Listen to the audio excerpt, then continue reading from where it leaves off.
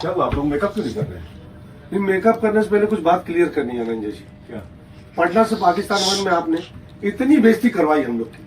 वो मोच वाली भौजी गाली देके जा रही है, गांव वाले मार रहे हैं, कबीर लतिया रहा है। अब पाकिस्तान टू में कहा डबल बेइज्जती करवाई तो पहले कुछ चीज क्लियर करी।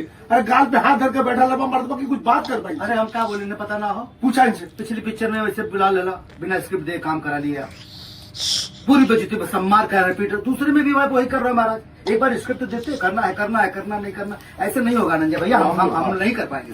हमने ऐसा नहीं करता। ए भैया एक काम करा, तू लोग एक बार मैं तेरी अपन मुंह देखा। मुंह देखा मतलब? अरे भाई साहब देखा ना, कहा तो देख। और ईमानदारी के साथ बतावा, तो हम लोग के अपने मुंह देख के अपन इज्जत करे का मन करत है। तो तू लोग जितना जल्दी एक्सेप्ट कर ले बा कि कुछ लोग ये धरती पर लात खाए खातिर ही आ रहे। भाई साहब लात खाए में उतने मजा है। बात तो सही। अब मेकअप करें। चलिए सही।